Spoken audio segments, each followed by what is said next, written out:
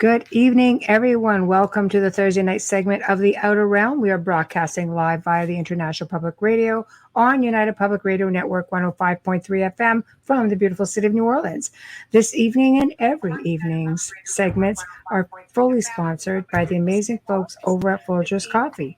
So big thank you, Folgers. We love you. And tonight we do welcome back one of our favorite guests, Mr. Preston Dennett, to the show. He's going to be sharing a whole bunch of more fascinating stories on abductions and contacts and things of that nature, ET, of course, while discussing his new book. He's always a lot of fun, always super informative. We just love him to bits. But in order to participate in tonight's show, you're all going to have to head over to International Public Radio, Gods, UFO Gods and Extraterrestrials, UFO Paranormal Radio Network, YouTube pages. Please subscribe. Of course, the chat room, if you want direct contact, tag Amelia, but it has to be UFO Paranormal Radio Network. And we will definitely be able to get you a little bit quicker. Otherwise, please do feel free to connect up on any of the network's Facebook pages, which I believe will be News on the Flip Side, International Community for Alien Research, UFO Paranormal, and of course, 34 seconds to go. I know. So with that said, here we go. And we are, I think I got everything covered. I think we're good. Okay. Yeah. Yay. 34 How seconds are you? to go. That was really high. I'm a little winded. Yeah, that's good. I know. Sorry. Sometimes my voice can get like right up there. This time of night, not usually. So that was a little bit weird. Yeah, been a weird couple of days, I have to say. But yeah, but it's okay. Very hot over here, and did you see my post? I'm like, are you having fun yet? It's in the 90s with humidity. We're not used to this kind of heat, but the humidity here in Southern Ontario is so nasty. As you can tell, I haven't been outdoors this summer. Usually I'm like so dark by now, but I haven't had the opportunity to go out. I haven't even felt like being out there because it's so bloody. Nobody wants to be in this sticky old weather. That's just yuck. You know it's awful. People say to me, oh, well, you have a pool. Yeah, but do you know how hot your pool gets at this time of year? It's like walking. I'm not that person that likes bath water when I go into a swimming pool. I don't like it cold either.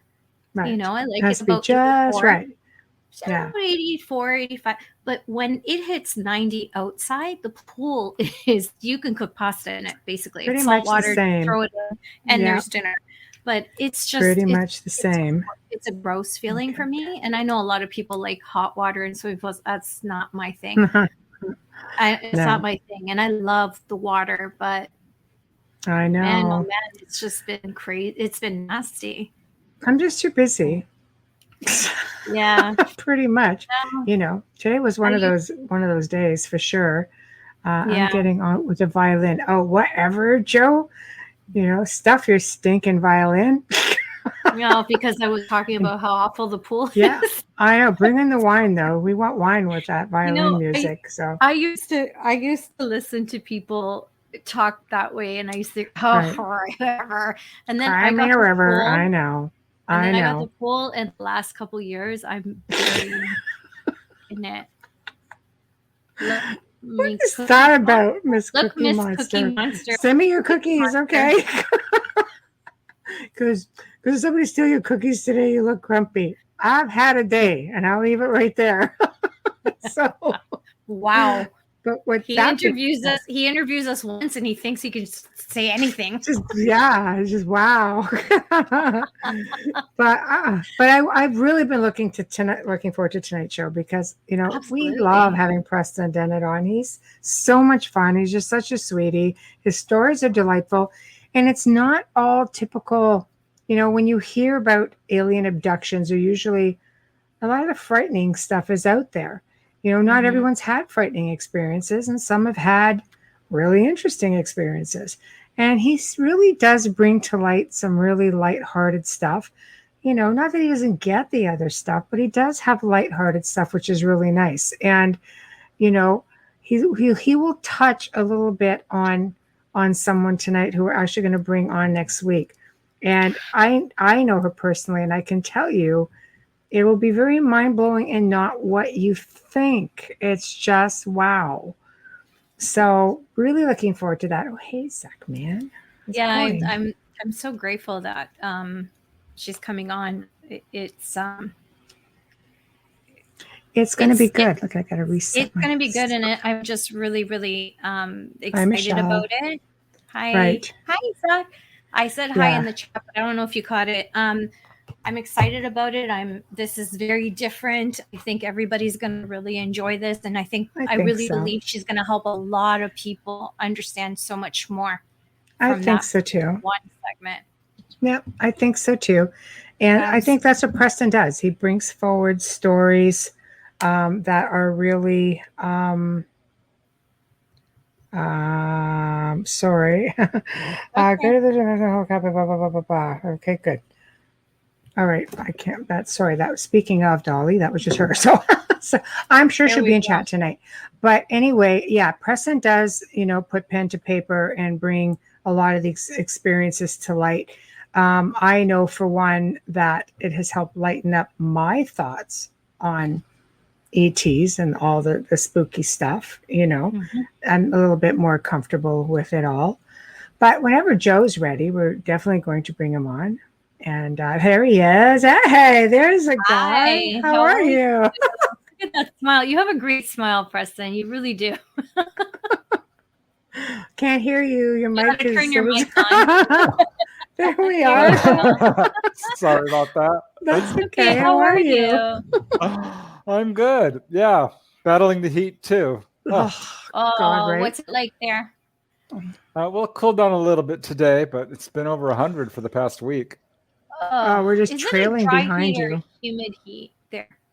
Yeah, it's actually really humid. Usually it's not. Oh, humidity is the worst. Man, oh man, my tiny little air conditioner is just not cutting it. No, it doesn't. It works hard. Hey, look, our third host says, "What's up, Preston? Glad to have you back." Zach, man, I had to ring in on that. We love Zach. I know. I know. So how have you been? How, collecting stories, what you been up to? Oh, I'm keeping busy for sure. Yes. I only work part-time now, so I get to devote a lot more stuff, time to UFO stuff. Nice. But don't have as much free time as I thought I would. I'm still really busy. But this is a good thing, yeah? I mean, considering, the world we live in right now is a little bit off song. Getting lots of TV opportunities too. That's fun. Good. Nice. Congrats. That's awesome. Yeah, I was on Expedition X with Josh Gates.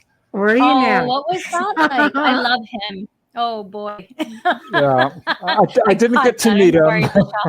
Yeah. But I also did. This is so funny. Just not too long ago, the Keeping Up with the Kardashians. How the heck did you manage that one? You got on the show? Yeah. Doing what? Did somebody get abducted? Chloe saw a UFO.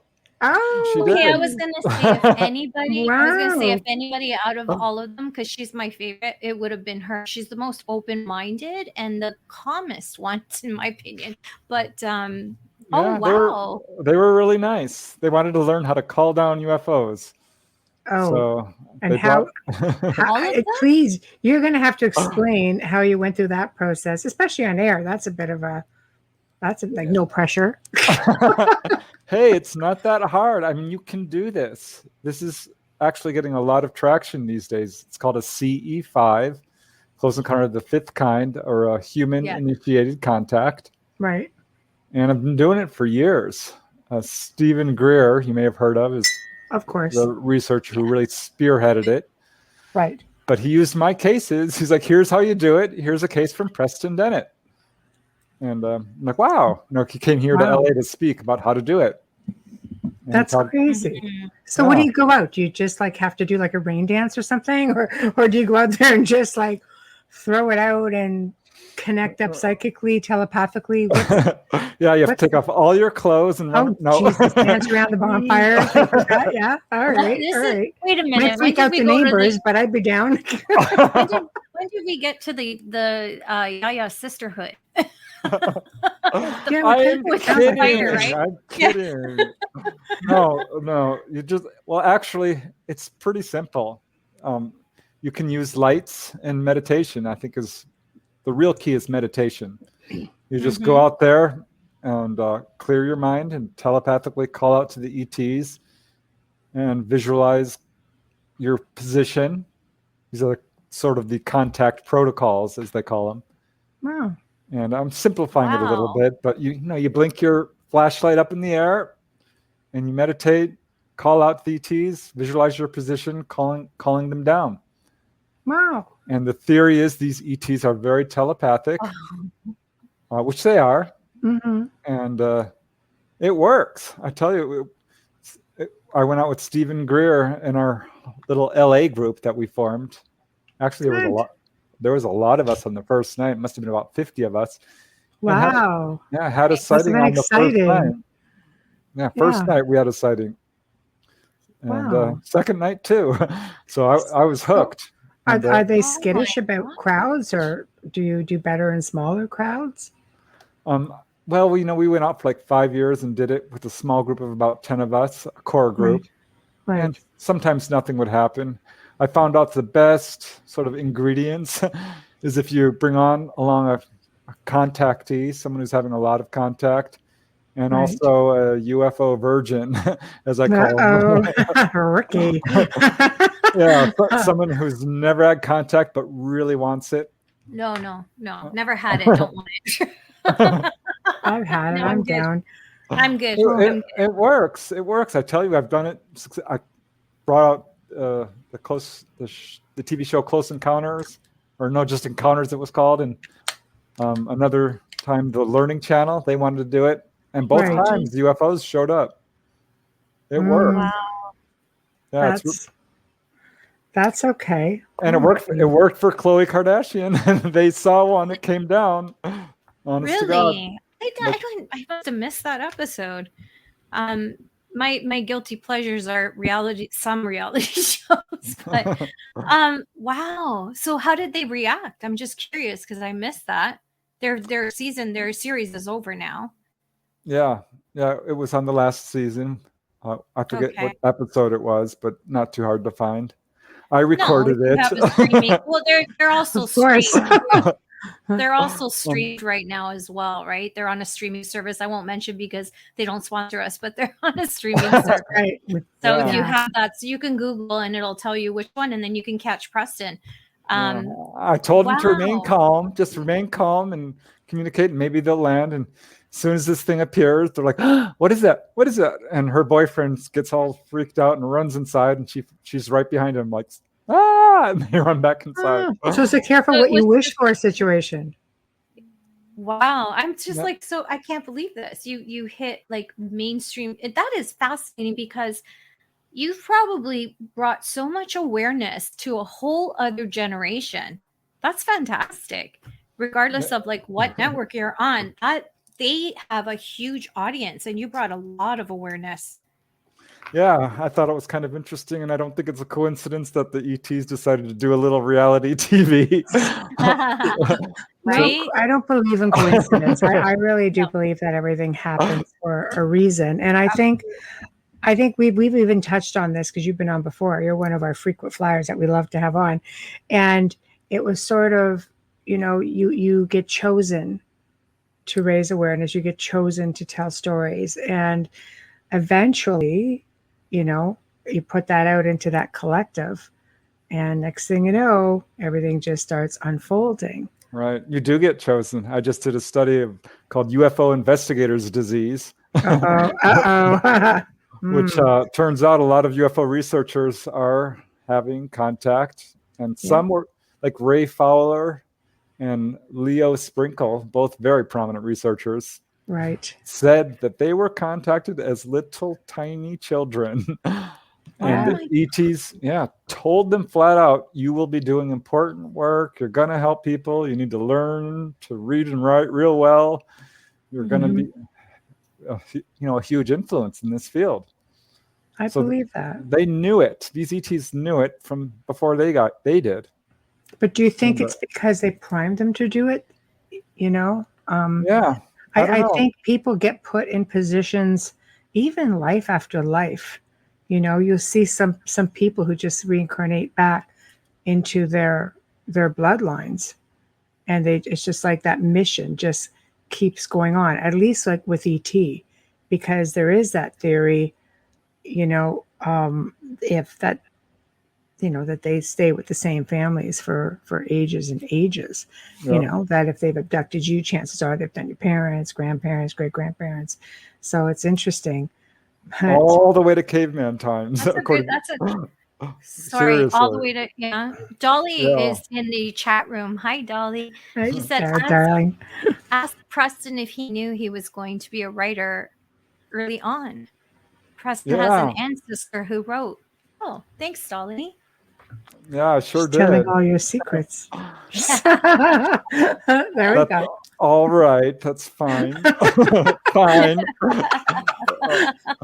I did know. I knew from an early age I was going to be a writer.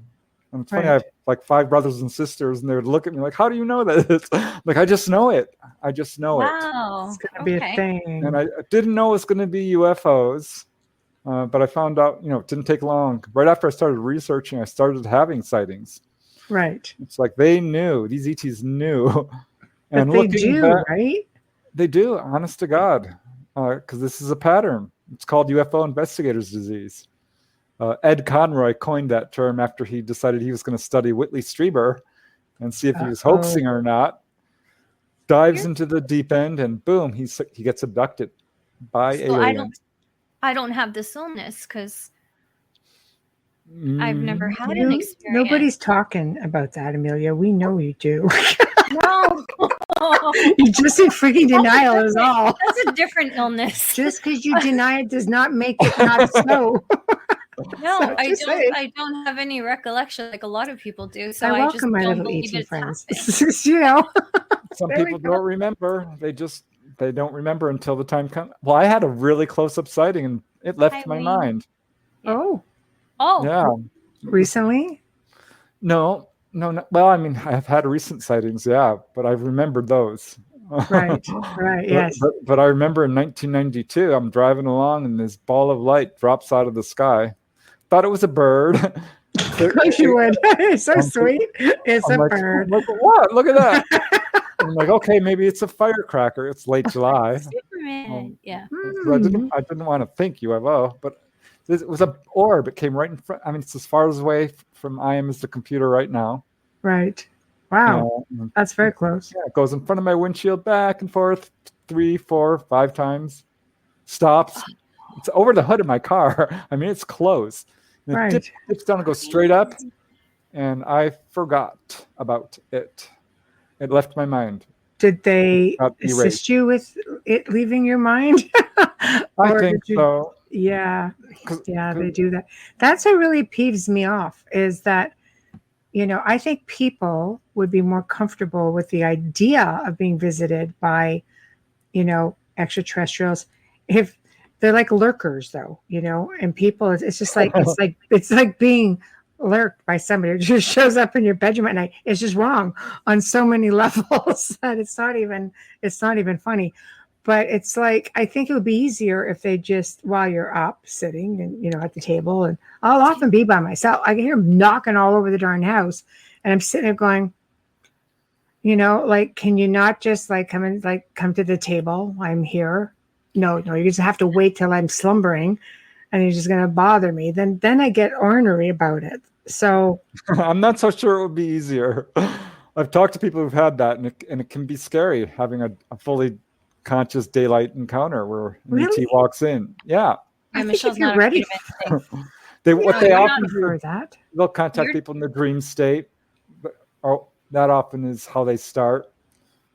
Because that's more easy for people to sort of swallow that pill.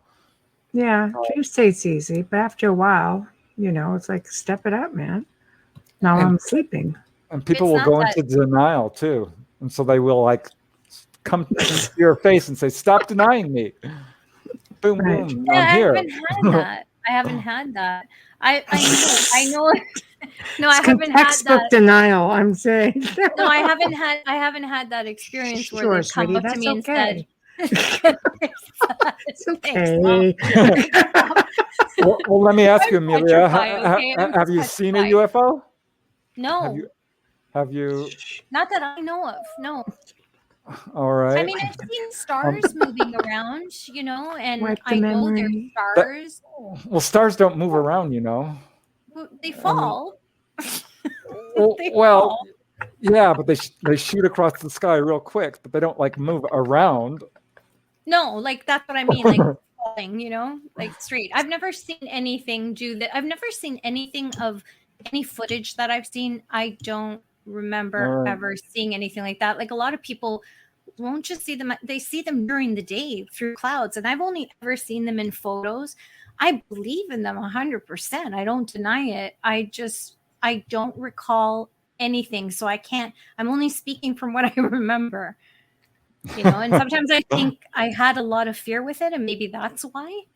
I don't know. Yeah, well, that would be another one of my questions. You have a strong emotional response to this subject. That's a definite red flag. There we go. When you have very strong. It's not happening, and I don't want to talk about it. All right. Yeah. See, look. I'll let you talk. Have you? No, C5. Dolly, I haven't. Have you C5'd? No, I haven't, Dolly. No. Wouldn't I remember that? I don't know. I'll tell you, I did an experiment one night, and I just grabbed a pizza and I decided I'm going to go sit down by the river. And, this is probably a few months ago, and basically put it out there. And bam, they were in the house that night. I'm telling you, they can show up when you least expect it. There we go. See, right there. Right there. Right there. Yeah. I'm not going to lie. I jumped just a little. I startle so easy, and yet I talk to ghosts. Yeah, well, so do a lot of contactees. They also are very psychic. This is sort of another clue. You're not gonna end it, are you? I'm just saying. It's a thing. Yes, I'm not going to argue with you. Yeah, it's hard to find your comfort zone. I always thought like a daytime, thing would have been a little bit easier than a nighttime thing. Well, I think if you're ready for it, do it. It'll happen. Just sit down and meditate, call to them, and they don't like bright lights. They're not really made for that. That's one of the reasons that they come at night. Also, it's hard for them to fly around during the day because they use the the whole house is dark for them for the most part, aside from a couple of rooms. They're spoiled. Sightings are far increased during the night, and I think the reason is because, well, this is actually what Dolly told me, and I've heard this from other contactees, that they use the magnetic fields to to pilot their craft, so to speak. Right. And they're much more chaotic during the day. Right. With the sunlight and all I could see that. Solar pulsing going on. So that's one reason. Mm-hmm. But yeah, they're definitely, they are evasive. They're not showing themselves full on daylight. I think they're smart enough not to do that quite yet, but we're real close to, I think, ready for full on contact. It wouldn't surprise me if that happens one of these days. So what is your thought then? I'm going to ask you this. The alleged disclosure. I laugh about it, and I'm sure everybody asks you, but I like to get everybody's opinion because it's, to me, I looked at that and I went, okay, the guy on the corner of this camera will disclose more than this, okay? So what are your thoughts on that? Yeah, well, can you hear me rolling my eyes? I know. In unison, I know. I mean, it's nice that they mentioned it. That might be a thing. I mean, you could maybe. It was a filled with lies. It's 9 pages of lies. Like we're beginning to study sightings. I'm like, beginning? You know what? This is a real phenomenon. You've known for 80 years. Yeah. Not more. Yeah. They poured probably billions, but at least millions. I mean, we know this. Project Blue Book, Robertson Panel, Condon Committee cost taxpayers millions of dollars. And they were all complete whitewashes. It was a publicity stunt to sort of handle the publicity angle of the UFO phenomenon. If anyone sees a UFO, they're hoaxing, hallucinating, or misperceiving. There's nothing to it. Go away. There's no threat. That has been their policy for decades until this disclosure. The only thing that changed is they left open the possibility that maybe it could be, and you could just see them cringing when they said the word extraterrestrial, but they did say it. That's one step honestly, for the next 50 years. Yeah. It's very difficult because reverse technology, all that stuff. Like, come on, people. We're not all ridiculously, we're not stupid. We get what's going on. We all see it. They're telling a whole nation. The whole world, know what we're all idiots. Yeah, they absolutely 100% know what it is. Right. They have no excuse for saying, "Oh, it's radar clutter. One of these was a balloon. It could be a foreign technology." That is just bull. I mean, it took me a month of research to realize, okay, this is aliens. Right. So, Preston, how do you? And Khloe Kardashian. I'm sorry. Military. Khloe's a very open-minded, spiritual woman, though. She's very different from the others. No, but seriously, if this is a thing, do you know that Russian scientists, in the 80s, I believe it was, didn't even have to go looking for UFOs. They used one specific area in Russia and called them, just like Preston said. They called them and they came, and that's how they studied them. Yeah, it's easy to provoke a sighting. Jim and Cora Lorenzen, they're the real pioneers of UFO research, said, hey, they noticed this pattern. Anytime there was a new installation built that was of any technology at all, UFOs would show up, and predicted a number of sightings this way. And that's how the Russians did it too. They will show up to anything nuclear, any Air Force base. I did a study of prisons. They showed up all over prisons. Why prisons? Because they're technological installations. They're very fortified. They've got all kinds of technology to them. Really? That's interesting. They study rocket launches. They are there when we do anything of any technological level at all. They're watching closely. Apparently. Sorry, go ahead, Amelia. Oh, thank you. No, I was going to ask you because you were mentioning prisons and places like that. Denver International Airport is a huge hotspot for them. Is it because of all the EMF, because of the grounding with the planes and everything? Is that why, or is they hiding a base underneath somewhere? Yeah, I know about Denver. Denver does have all kinds of conspiracy theories surrounding it, which I think are warranted. Because if you look into it, you will see, there's underground stuff going on there, for sure. Pilots are always seeing ETs and crafts and always reporting things like that.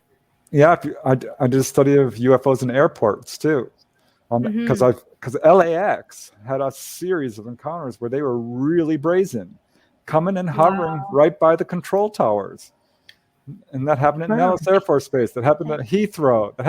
Look at the Chicago O'Hare Airport sighting. Yeah, they shut down an airport in China. They love airports. It's one of their things. A lot of space, a lot of electricity. Why? Like we can't even get them to freaking land and come in and have a dang talk, but yet they're out in the open in the middle of the day. Yeah, they're doing it because they are conducting a publicity campaign.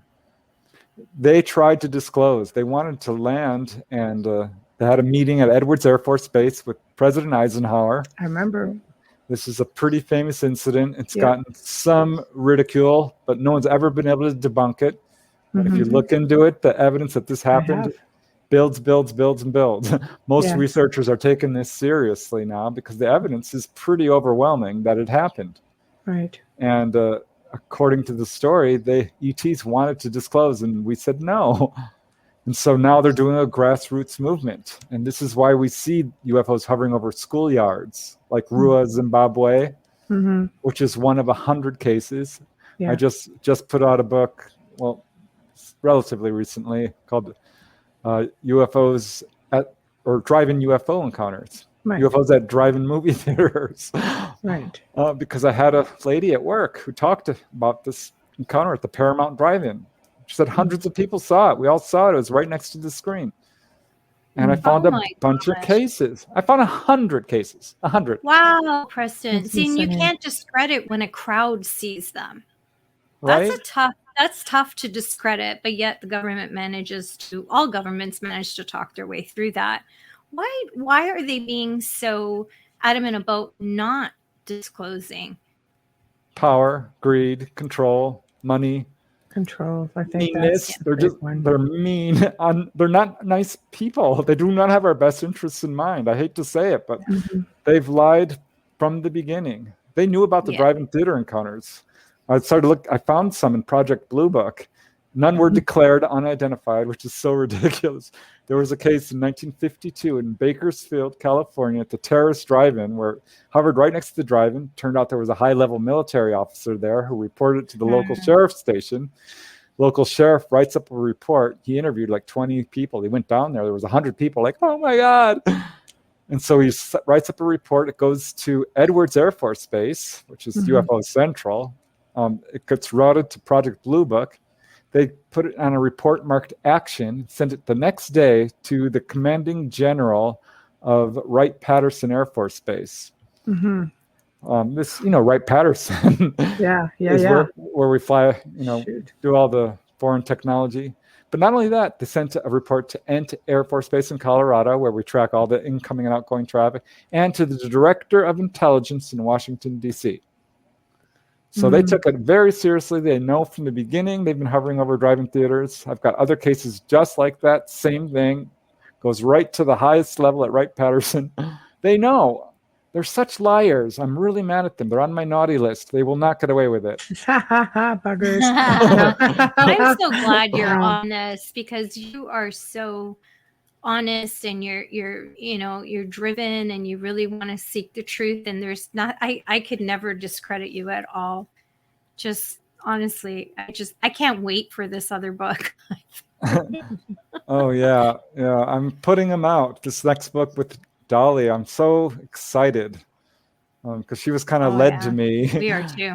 I've had a number of people led to me. Just recently I had a guy from England call me up. He's like, are you Preston Dennett, the UFO researcher? And I'm like, yeah. He says, the one and only. Here I am. Hey, there's another Preston Dennett in Kansas. He made the dean's list. One more. Hey. I wonder about him. I'm like, I wonder what he, does he know about me? Has he ever had any sightings, right? He probably does if he ever Googled himself. Right? You would one come day up. The ETs are going to show up and they're like, oh, wrong Preston Dennett. I think they know where you live. They do. There's no doubt. Yes. Well, I know they do, because this guy from England calls me up and he's like, you're Preston? I'm like, yeah. He's like, well, I had an encounter with Grays and they told me to call Preston Dennett and then I should speak to you. That's crazy. That's what I said. I'm like, wait, what? Wow. Holy crap. Wow. The Grays know about me. And so that's a bit of a game changer, right? Yeah, it kind of like cemented it for me, because Dolly pretty much said something very similar.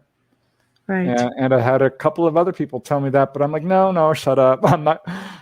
But after you hear it like a few times, you start to believe it. Yeah. Some incidents can really drive the point home, but it's nice to have the validations when people are just, contacting you. Like, that's not. They trust. Yeah. One lady, I'll call her Wendy. I remember she same thing. She's like, the ETs told her it's okay to talk to me, and I'm transcribing her interview. She talked about kicking an alien in the neck. Oh. And I'm like, oh my God, yeah. Was that like out of fear, or was she defending herself? Was it out of fear, or did something happen that they heard her? No, they didn't hurt her. They just showed up in the middle of the night, and she leapt out of bed and like, hi-ya! Right there. That's what I'm talking about. They're like lurkers. And right. she now takes a very positive viewpoint towards. They healed her. They healed her of a cyst. Oh. She's super, super psychic. She's a great friend. Right. But at any rate, I'm transcribing the interview. I'm like, I wonder if she's for real, because got to that point where she kicked the ET in the neck. I'm like, gosh, I've heard that once before, but. Yeah, this is an extensive case. I mean, she had hybrid babies. Mm-hmm. This was relatively early on in my research, 1994 about. And I'm leaning back in my chair and thinking, I wonder about Wendy. I know she's telling me the truth. And I interviewed her face to face. And then I get this really strong impulse to run to the roof of my condo. And I couldn't resist it. I honestly could not. Because I'm like, I'm not going up there. I'm not allowed. You're not allowed up there. And next thing I knew, I'm up there. And, being that guy. Yeah. And I grabbed my glasses. Oh my God. That is so funny. Binoculars. No, I just grabbed my glasses. That's it. Because I use them for driving. I actually ran downstairs and pulled them out of my car. Right. So I was like seriously thinking about this, I guess. I don't know. I found myself up there, and I'm up there like 10, 20 seconds thinking, what the heck am I doing up here? And they show up. These ETs show up. And they gave me a message. They're like, hi, it's us. We're Wendy's ETs. You don't believe? Watch this. Seriously, that's the gist of what they said, but it was all kind of like, boom, telepathic. Wow. And then they start darting around back and forth, back and forth, back and forth. And I'm like, whoa, oh my God. It happens so easily for some people. What the hell? Yeah, Michelle's struggling. Like I go stand on the roof of my dreaming house. She's so envious right now. Yeah. Actually. I'm like, you need to go out there and keep talking, because she actually wants that, Yeah, So, I mean. But they're around. I hear them. Like they're knocking. You should have heard last night. This big boom. Right when I'm doing a radio show, I'm like, they spend a lot of time in your. They spend a lot of time in her walls. Yeah. They spend a lot of time in her walls. And it's like, can you not make any noise at least? It's silly. It's really ridiculous. But it's like they just won't do it. They just won't. Yeah. You don't want to startle the pups either, right? Like dogs are very sensitive. Probably trying to get you used to their presence. It's been about a year now. I'm there.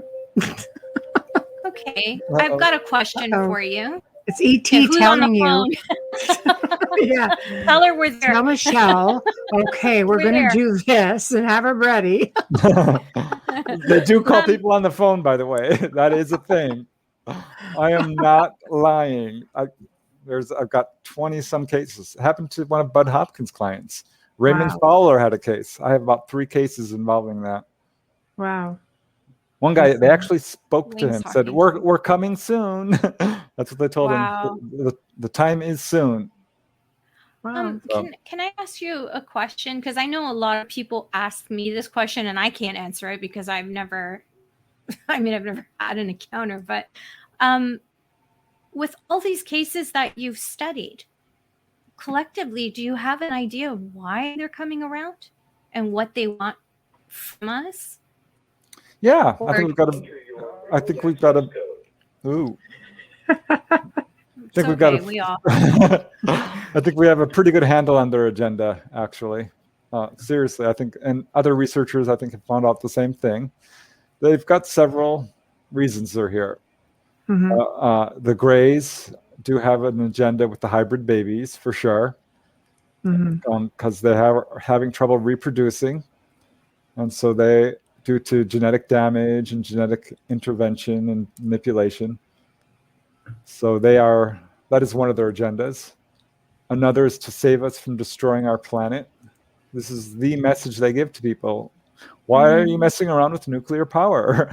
Stop polluting your planet. If you don't stop the greed and negativity you are putting out, you will destroy your planet like we did. That is what they're saying. over and over again. Oh my gosh. That is a major agenda. Another is to get us off fossil fuels. They take people to the engine room over and over again. They will do this and say, why are you using fossil fuels? There are other energy sources. Here's how we do it. Another is to wake people up psychically. Most people who have extensive contact have a huge psychic boost because of it. They become, in a word, spiritually enlightened, in 2 words. Right. Which makes sense, because then you connect more to source and to the collective, and you're more aware of them. It's like a form of evolution, right? They teach people to do healing, astral travel, psychic reading, channeling, past life recall, all of these things. Right. It's just like, again, it's just, this is all stuff that we should already know. This should already be with us. It's just been conditioned out of us, as you know, whether it's in the food, whether it's just in media, subliminally, you know, we're just not, I always say we're the species with amnesia. Exactly. We should know our past lives. We should know that we're immortal. Death is a lie. Fear is a lie. Yeah. The universe is safe. We have been trained to fear everything. Well, that's how they control you, right? So as long as you need them, you're always going to be afraid. Here's I mean, this is something that people seem to be really, again, is it a fear-mongering thing? When you talk about having hybrid babies, you know, I kind of wonder, is it just to, you know, replenish their own race, or is it to save ours in the future? And should people be more receptive to it?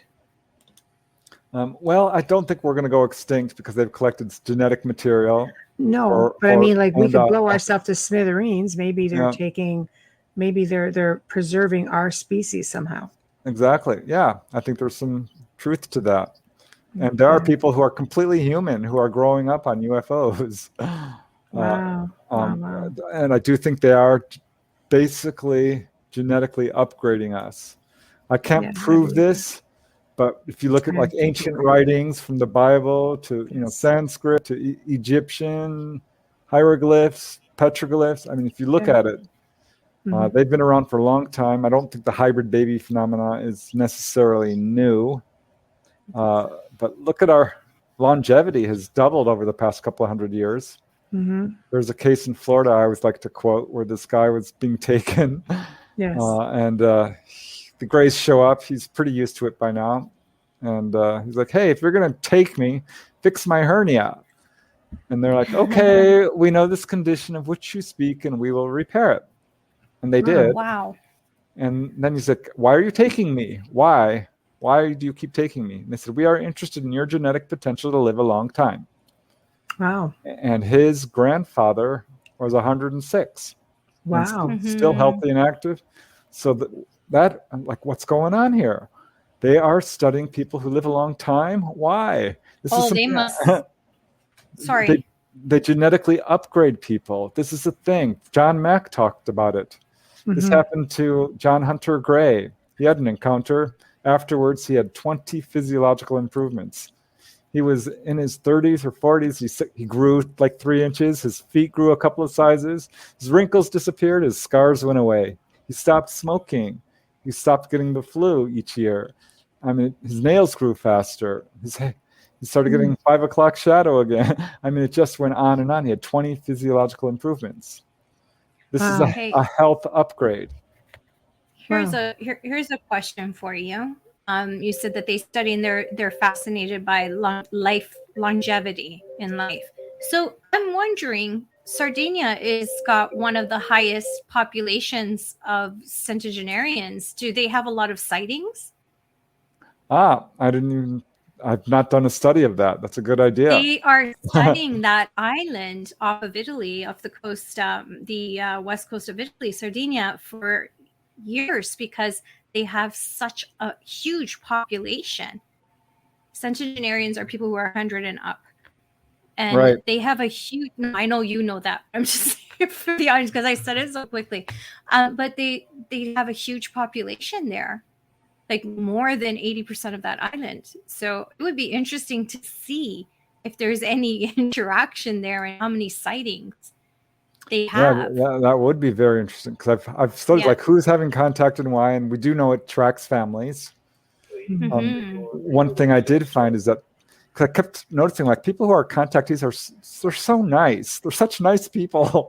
I'm like, wow, this is interesting. And so I'm like, it's evenly divided between men and women. It's not race. I've interviewed people of every race pretty much. Blood type? Blood type? No. Wow. Thank God I'm safe. It's not blood type. It's not race, religion, political affiliation, and none of that. What I found was your job actually can increase your chances of being contacted. Because I started noticing a lot of social workers. I'm like, is this a thing? And I started looking at all the people's jobs. And I went back to my interviews, because you try to ask all the questions, because you never know what kind of pattern is going to exert itself.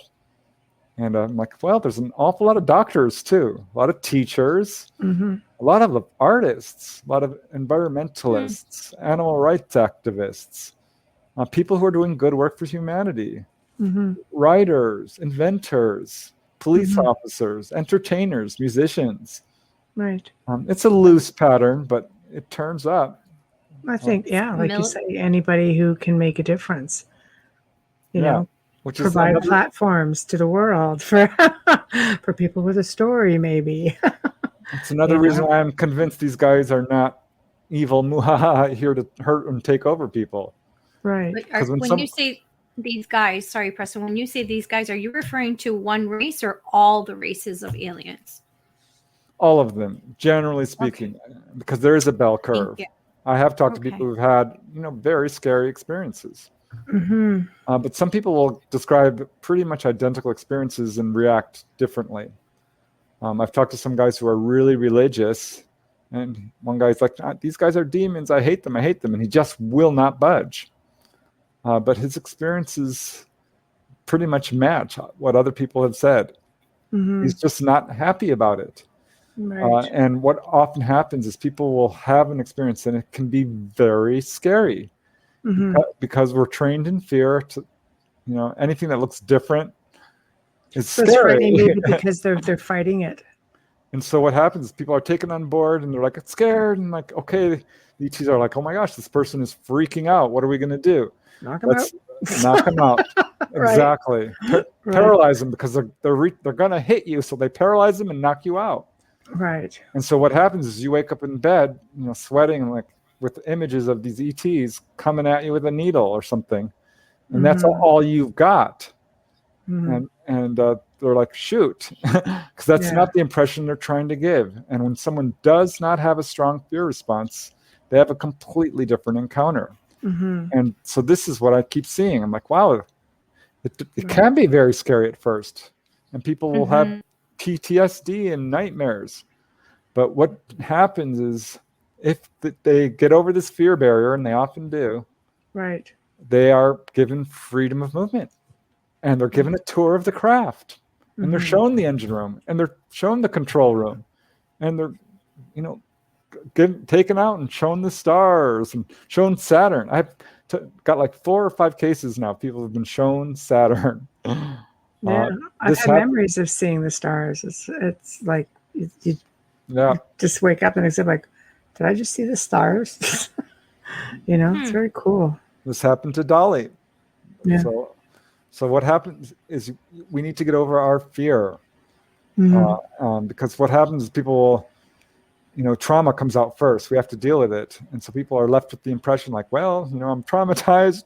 These guys are doing experiments on me. I'm like, well, when they're examining you, it's often for healing purposes. Right. Wow. I've documented 300 cases, and they come from every major researcher: Barbara Lamb, John Mack, David Jacobs, Bud Hopkins, Edith Fiore. I mean, you name it. Tim Beckley. I could go on. All the researchers have these cases. Philip Mantle, Timothy Good. And what I don't have is like ETs coming at people and trying to scare them. Right. Purposefully trying to hurt them. Right. Right. But I'm not going to say every case is fun, because it's not. Right. Yeah, I mean, you get some people who wake up and they feel like they're being sucked out a window. That is fearful. Yeah. You know what I mean? Like, I mean, you wake up in the middle of that, it's going to be a little frightening. Well, they say, don't be afraid, we won't hurt you. But then they suck you out of the window. That's what I'm saying. Or through the roof. In the dark, you hear shit. You're just like, what is that? Then they psychologically, it's like a psychological prowling thing. I could see, I've heard people, with different perspectives. And that seems to be the one thing that they don't like. Is like, why do they have to act like predators? It's like, this is true. I'll give it to you. Well, they have knocked on people's front door. I mean, this happened to Whitley Strieber. Right. He had a visitor to his house. What was his name? I forget it. But he wanted to have contact. Right. Someone knocked on the front door, and it was ETs. He thought it was a bag lady. But I get a vision of E.T. the movie. His little. But did they look like ETs, or did they look human? They put on a screen memory for this gentleman. God, I wish I could remember his name. It'll come to me. But Whitley Strieber heard the door knocking, so he comes down the stairs and saw it, and all happening. It's like, oh no, these were the Greys. Wow. So there are a few cases like that where they will knock on your front door and. I mean, instead of just like run through your walls and stuff, knock stuff around, and that would be nice. That would be nice. Contact comes in a bunch of different ways. I mean, it can be just telepathic. They will call you up on the telephone. I'd be okay with that too. You need to ask for that one. That's the only one you haven't asked for. I know. Try it. I won't say I haven't had amazing experiences. I have, through devices. Through their stereos. That happened to Whitley Strieber. That happened to a family in Colorado. Yeah.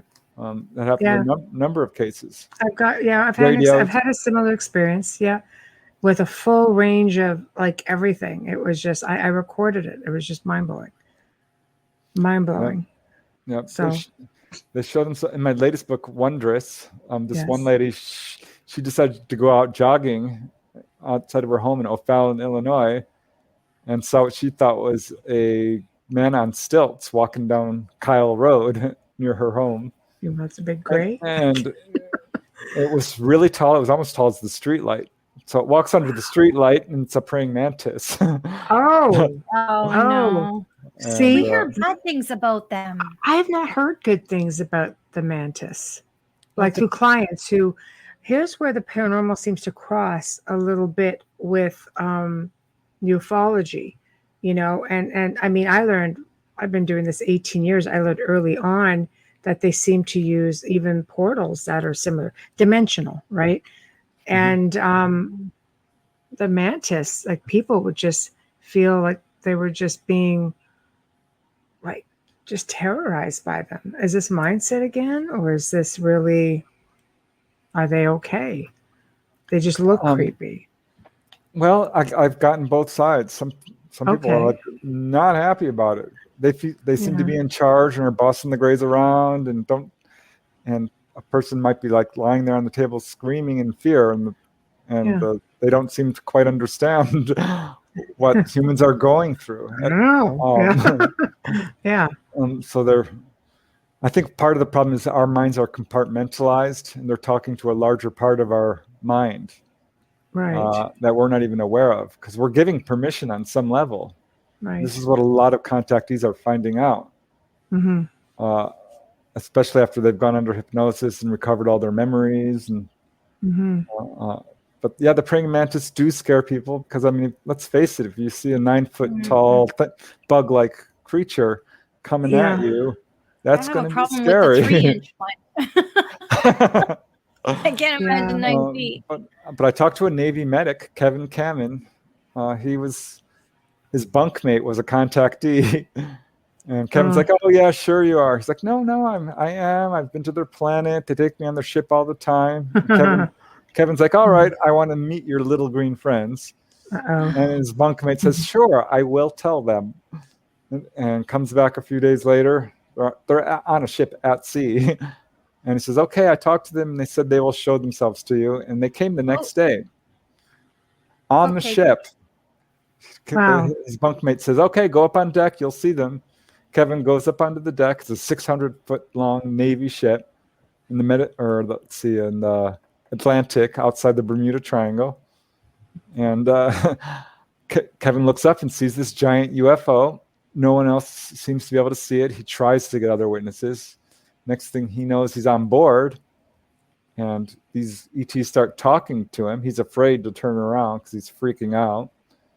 But they talk to him. They tell him all this information. They told him they can speak all the languages on our planet. He's like, are you going to eat me? And they said, no, you watch too many horror movies. We're not going to eat you. You're fine. I don't blame him for asking that question. Sorry. He says, where do you come from? They showed him a star chart. They said, yes, is Roswell real? They said, yes. They said, since you started contacting or using nuclear bombs, that has attracted a lot of races to study you because you're causing problems in other dimensions. And you've started a countdown clock. Wow. They said, because of your nuclear power, they said, because you're messing around with nuclear power, you've started a countdown clock and all these disasters will happen. And they showed him this screen, which she said was like looking outside of a window. And they showed him hurricane after hurricane after hurricane, and tornadoes and landslides and earthquakes. It's all been happening. Yeah. And they said, this is going to happen and you cannot stop it. Wow. And finally he turns around and looks at him. He's like, what do you look like? And they said, well, we're not little and we're not green. And he's like, well, what do you look like? And they said, well, sometimes our appearance scares people. And he finally turns around and he sees them. And they're in the center of the room on these white kind of stone-looking chairs. Mm-hmm. And they're 15-foot tall praying mantis. Wow. And one stands up and walks over to him. Freaks him out. That's not unnerving. Just saying. He said they radiated intelligence. Their eyes were about as big as a basketball. Wow. One reaches down and says, would you like to go to our planet? And he said, no. I'm good. We can talk here. Let me get you a coffee. He's like, I'd like to go now. I would like to leave. And they said, okay. And they touched his shoulder. Said they had weird looking hands. Mm-hmm. And touched his shoulder, and he blacked out. And he was back on the ship in his bed, which was not where he started. Right. And he was screaming, covered in sweat. And his friend, the contactee, whips open the curtain that surrounds his bed and grins ear to ear like, so how did you like your little ride? Shut up, I hate you. Right. That's what Kevin said. Yep. So that's got to be awkward. You know, there's a lot of different theories with, want to go to our planet, for example. How can you do that? And I mean in a way that not every planet, we're not built to be on every planet. Right. Density wise, we're not built for Earth. We're not built for Earth. An interesting statement. Why do you say that? Yeah. Because I kept, it started out when I heard about human looking aliens. I'm like, well, that's odd. There's some that look just like us. Right. Mm-hmm. What does that mean about human origins? Because human origins is, the idea of evolution and us evolving from monkeys seems quite a stretch to me. I'm certainly not religious. I can't say I believe in creationism either. Yeah. Mm-hmm. But just looking at the idea of evolution and everything from giraffes to peacocks to, I'm like, really, this happened in 5 million years? It's quite. So now we're looking at human-looking ETs, and then talk of genetic manipulation, and humans are not well adapted to Earth. We can only survive in a very narrow temperature range. Mm-hmm. And anyone who's taller than 5.5 feet has lower back problems. Mm-hmm. I just started kind of going down this list, and finally this guy Ellis Silver wrote a book called "Humans Are Not from Earth," and he did a whole study of it. And he says, and he builds a pretty compelling argument that we're not really that well adapted. Right. And so what the situation appears to be is that the humanoid form is the norm. This is what people always describe. It's very Star Trek-y. It is, yeah. Which bothered me. That's why I didn't get involved in UFO research. I'm like, shut up. I'm looking. If there's aliens, they're gonna look like the Blob. Right. Screw you, Gene Roddenberry. Right. And I thought I was so smart, Yeah. But no, the humanoid form is the norm. This is what the evidence is showing us. Right. Whether they're grays or praying mantis or strange humanoids of any kind, they have arms and legs and a head and eyes and so forth. Mm-hmm. And people are being taken to other planets, and oxygen, Earth-like planets seems to be the norm. Wow. And we do see grays walking around without helmets.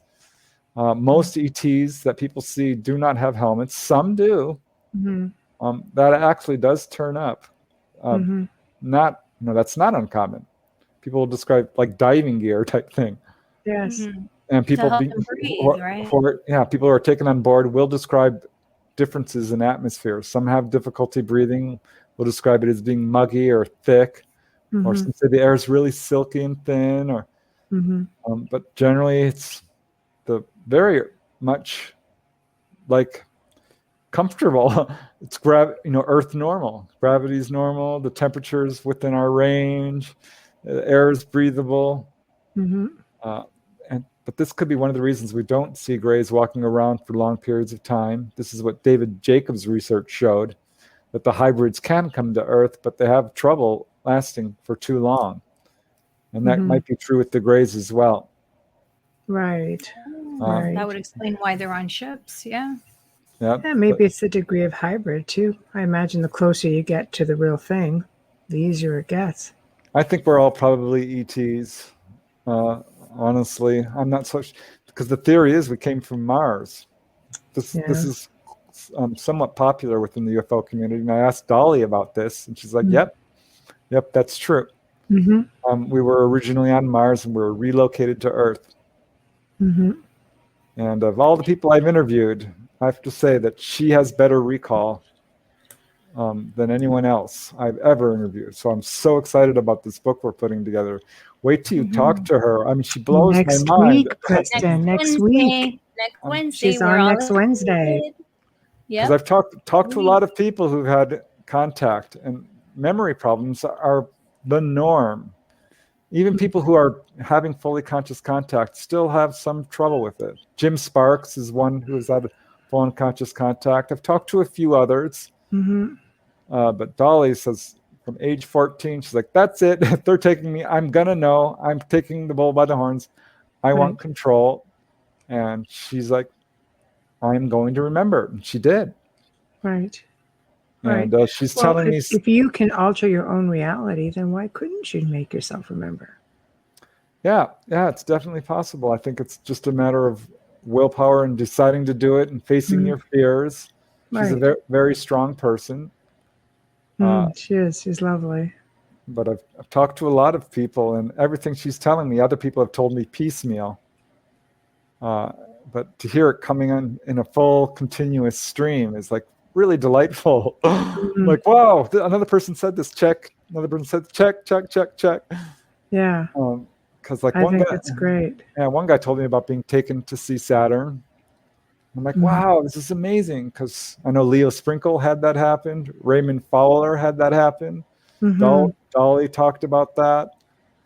I've had people tell me about being taken to other planets. That's pretty rare. Most people don't remember that. That would be really fascinating. Is there a popular planet that they frequent? Yeah, I mean, they have planets that they go to. This is still real cutting edge. You'll have to talk to Dolly about this. She'll tell you what she can. Oh, yeah. We'll let her go crazy next week for sure. For sure. Absolutely a thing. I've talked to some Native Americans, and they seem to be a lot more in tune with the star people. Look at the Hopi, right? Yeah. Have you interviewed anybody like from the Hopi Indians? No, I interviewed this guy, Stan Hughes, from the Blood Tribe in Canada. Oh, and he had full conscious contact with what we would call a human-looking ET. I don't like the term Nordic. Right. Because that says, white, blonde-haired, blue-eyed. Right. It's and typical. The ET he said looked Middle Eastern, had dark eyes, dark skin, dark hair, and was handsome and strong, and wore a blue jumpsuit and silver boots, and smiled from ear to ear. Wow. The benevolent contact. Right. Yeah, the Native Americans have a better relationship, I think, than a lot of people, because they recognize that they are related. They call them their ancestors. Mm-hmm.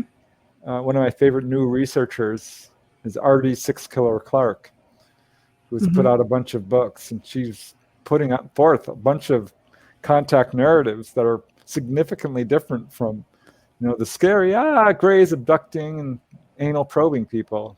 They're taking your temperature. They do it to your dog. Stop it. Because the truth is, I think that these guys are not, bad news. Right. I really, after initially I was like horrified, but after 35 years of research, I'm like, yay! I'm so glad they're here. They are trying to save us from destroying ourselves, working really hard. I've got an account in my latest book, Wondrous, which is part of you may have heard of the Malmstrom incident. Yes, actually. This occurred in 1967, where UFOs came down and shut down nuclear missiles at Malmstrom Air Force Base. Shut them down. I talked to a first-hand witness, and man, oh man, Mel Hansen is his name. Right. He was there. He saw them. He was outside, right next to one of the silos. This UFO comes down, hovers over it, and shuts down the missile. And it goes right back online because I've got backup, right? It goes back on generator power. Well, they shut that down. And it goes back online because it has battery power. And they shut that down. And this is just one. All of these, they had some 20 missiles there. And all of them are separate, completely separate systems. They shut all of them down. And this is a clear message. Stop messing around with nuclear power. Yeah. I think from a military perspective, they must have been crapping their pants. Because nuclear do power. You believe us now? Or was it a big weather balloon? Sorry. No, it's okay. Nuclear power would affect everybody. It would be universal. It wouldn't just be contained to Earth. Yeah, that's what they said. That's what the ETs that tell people. That explosion would be everywhere. They said it actually rips holes in other dimensions that we're not aware of. That's right. It makes total sense, because the biggest story out there is, if I push the button, I'm going to take out more than just our country, that country I'm focused on. I'm going to take out the whole, that whole hemisphere, if not all of the world. So why would anybody do it? It doesn't make any sense. It's going to leave a big wow, dimensionally speaking. Yeah. Alternate universes, alternate parallel universes, parallel dimensions.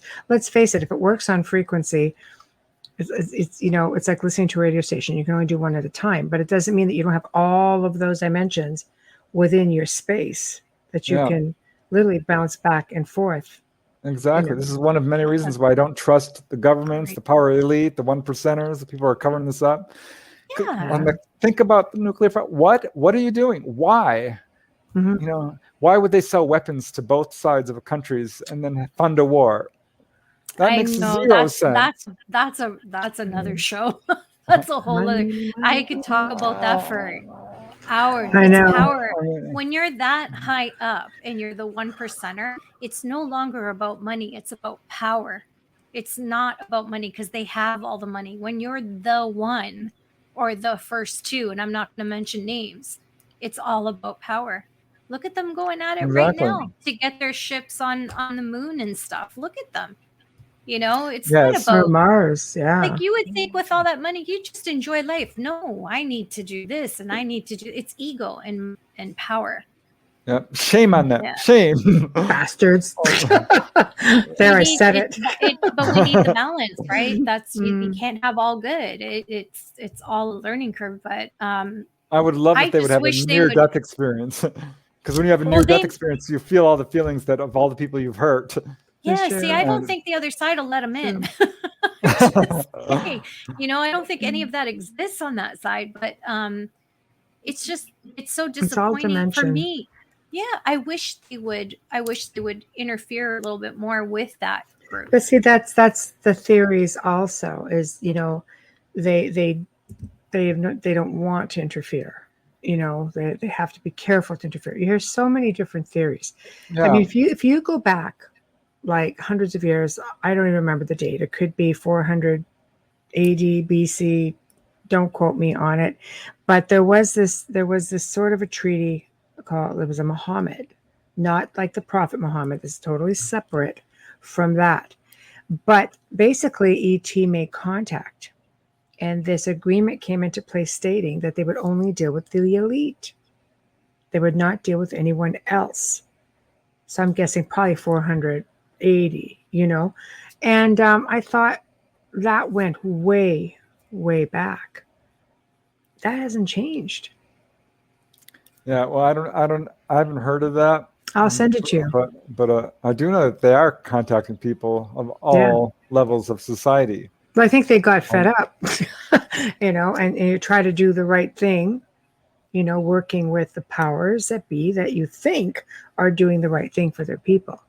This goes back a really long time ago, right? So I think, because there's a lot of speculation in there, it clearly states that they weren't doing or holding up to their end of things. So they started going off and branching out separately to the people instead of as a collective. Well, we have free will. I think they want us to solve our own problems. This is what contactees have been told.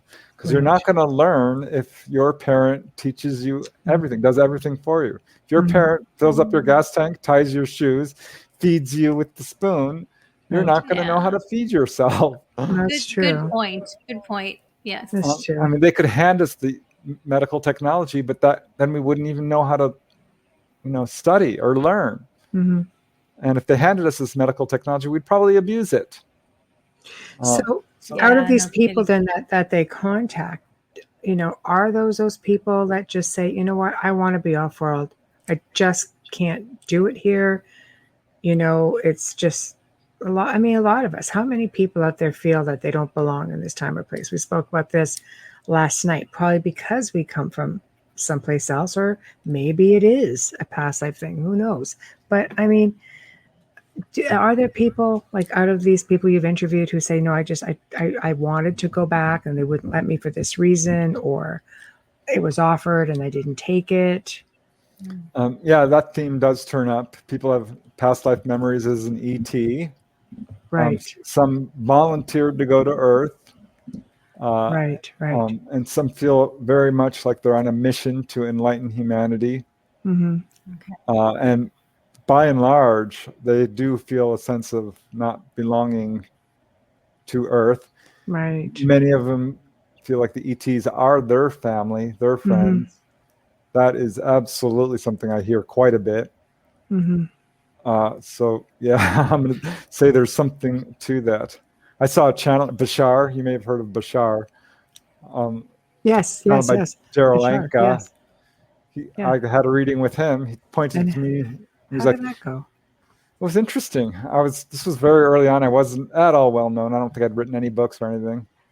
And he points to me and says, "You're here to anchor the ET energy. You were an ET in a past life."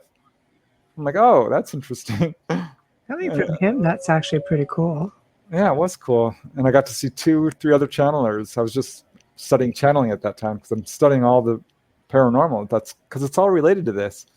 Yeah. And all the channelers said that, I was an ET in a past life. I'm like, great. All right. So why can't you, I mean, obviously in this life, I mean, is it not the same essence that bounces around from physical to physical? Yeah, I would think so. We're eternal entities who just change our clothes and change our name. Give us a new skin suit. Yeah. So, we're all coming down to Earth school. It's a tough, brutal school, isn't it? Man, oh man. It is. It's like I'm looking forward to graduating. Yeah. I know, but they keep bringing us back for whatever reason. So, I mean, I don't know. So there's a reincarnation thing, an ET thing. It's a hard mix.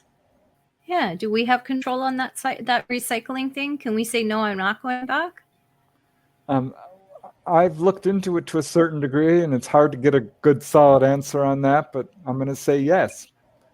But what happens is you get over to the other side and you have a council with all your loved ones, and they're like, well, you didn't finish your mission. You still have some greed here that you need to work on. Or you said you would help here, or you never explored what it's like to be this. Oh, God. I couldn't do high school again. Seriously, I just couldn't. I just couldn't. Oh, my God. I feel like a lot of last time. I feel like a lot of people in this day and age are on their, graduation. They're on their last year, they're seniors, so to speak. Thank you for that, because, when I was in high school, I did really well in school, but I hated being there, it was just crazy. I hated being there. I felt like it was a waste of my time, and I've done this so many times before. Why am I still here? Like it was that kind of thing, right? So I'm glad to hear that there's a possibility I can say, nah. Yeah, most people who have, been hypnotized to record past lives and life between lives are believe that they came down for altruistic purposes to help raise the consciousness of humanity. And so this is one of the big attractions to ETs right now, is because we're at that point where we're raising up, and there's going to be a culling of the herd, so to speak, or picking all the flowers that bloomed, and all the rest have to go and back to school. The bulbs go back in the dirt. Yep. So to speak. Yep. Wow. We should do a station ID, sponsor ID. I still have 1026. Yeah, we are definitely. Let me just, because I'm dying. These glasses are killing me, but I'm blind. You are listening right now to The Outer Realm with Michelle Desrochers and myself, Amelia Pisano, and our amazing returning guest, Preston Dennett. It's always a pleasure having you. Tonight, we are airing live, and every night we are airing live from New Orleans, 105.3 FM. We are, oh my gosh, I had to write this down because we have so many darn YouTube channels. UFO Paranormal Radio, UFO Gods and Extraterrestrials Paranormal Radio. We are UPRN Talk Radio. And tonight and every night, thank you, Folgers, for fully sponsoring our show. So thank you, Folgers. We love you. And thank you for tuning in last night. We love you guys. Absolutely. Yeah, I was feeling a little bit jaded when that other sponsor was mentioned. Oh, I know. Well, that's I know. Joe's deal. Sorry. I know. Deal. Joe decided he was going to interview us last night. Yeah. I'm just like, what? Yeah. I have my own sponsor. What makes me feel like I'm cheating on my sponsor? That's not a thing. I know. He did a great interview, though. He was really good. No, it was good. It was good. So, your next book, when you talk about investigators, do you find people who investigate ufology get into all of this eventually? Because there are some organizations that just study UFOs. They don't really get into, they don't get into extraterrestrials or those sort of experiences at all. But do you find that it's just a matter of time before they do get abducted? It's definitely a thing. I did a study of it. Yeah, if you start looking into UFOs, they will look into you. They're very much on top of things. Right. And that's true for ghosts, too. I mean, if you start walking through haunted cemeteries and haunted prisons and hospitals and so forth, you bring ghosts home. This is true. So, it's you're going to bring an alien home. That's great. No. So yeah, I mean, it's an idea whose time has come. ETs, I think, we're on the verge of open official contact. Disclosure will happen. It's not going to be our government, I don't think. No, it might be Mexico, it might be Brazil, Chile, a smaller government, Canada. Or maybe hey, France discloses all the time. They're very open with their people. They have been for years and years. I'm not sure any government is really going to do it. I think it's probably going to come from a CE5 group. Yeah. Or a major event, a la Phoenix Lights or something along those lines, where they're like, all right, we're done. We're showing ourselves. They're ready. And do you find with a lot of what the videos that the government has or military has put out there, it's all about, look at, we're being swarmed, look at, our pilots are being chased. Do you think they're trying to instill more fear? Because now we're not fearful of them anymore. I mean, everybody's got a camera phone. Everybody's got eyes on the skies. So they have to come up with something almost like a whole other gimmick. Do you think they're trying to make you fearful of contact? Yeah, I sure do. And this is why the media is very fear slanted, very fear based. And a lot of the shows we see are like, aliens are coming to take over. Look at a lot of the movies are very fear based. Yeah. Very few are friendly aliens, like, Starman, E.T. the Extraterrestrial, Close Encounters. Yeah. All the rest are pretty much Contact fear-based. was the newest one. I really enjoyed that one. I thought that was really well done. What about that one with Amy Adams? What was that called? Oh my gosh. Arrival. Yeah. What did you think of that? Like, pop culture wise, I watched it. What was it, a week or two ago? Because I think I text Michelle like 100 times a day, but I think I told you when I was watching it, and I saw it from a different perspective this time because, of the shows and everything, and speaking to so many people and learning so much. It was a different view for me. How did you feel with that interpretation?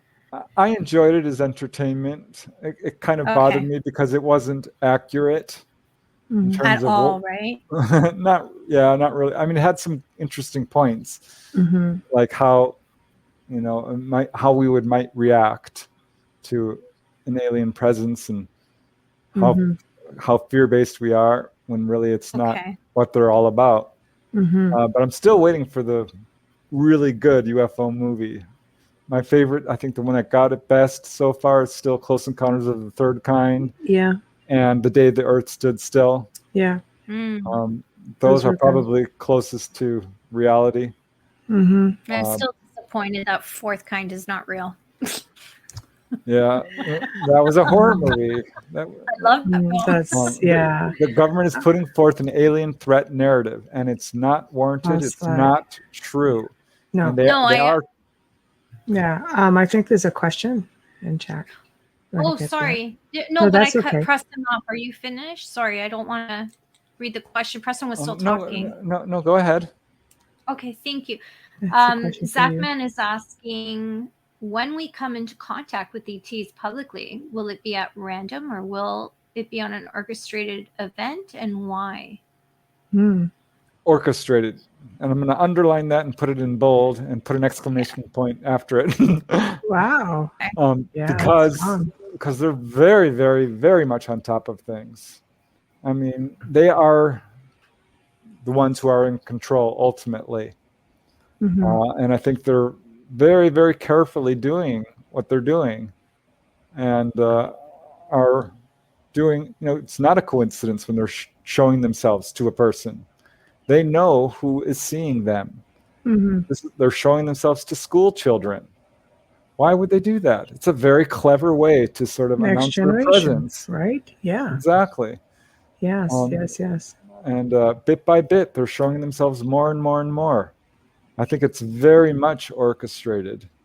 And I think at some point we are going to have a huge wave of sightings where they just land en masse, and it's going to be, I mean, calling it a mystery is almost disingenuous at this point. The government knows what it is. Right. People know what it is. It's aliens. Don't tell me it's interdimensionals or crypto, ultra, whatever. They're aliens. They're extraterrestrials. We know what they are. Right. We have enough evidence, whether it's landing traces or radar returns, multiple eyewitness accounts, onboard experience, implant removals, for Pete's sake. Right. Stop it. Yeah. It's like making you, giving you bad, whiplash. Yeah. So crash retrievals. Do they work together, like this orchestrated event? Will there be many races just saying, screw it, we're all in and everyone's going to participate? Or do you think some will come before others? No, I think it's going to be together. It might be just one race, but all of them are going to know about it. They all know what each other are doing, because we are very I said it before, compartmentalized. We're deaf. Let me put it that way. We're not, because we're not using our telepathy, which is a natural human ability. Really? And it's something we do have. It's been proven in a laboratory setting. We are all telepathic. We're all very much in touch with each other in our larger minds.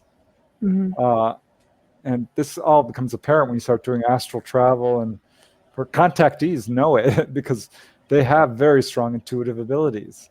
And they're trying to wake us up to that ability to become telepathic. So yeah, when they land, all the ETs out there will know it. They do work together. And we see this. We see humans working with praying mantis, working with greys, working with strange humanoids of all kinds. And should people be afraid to talk about their experiences, or should they be screaming it out from the rooftops? Well, that's to each person to make that decision. But what does what would ET like you to do? Like, are they approaching cautiously, or do they want people to go out and talk about it? Often initially they will say, don't talk about it.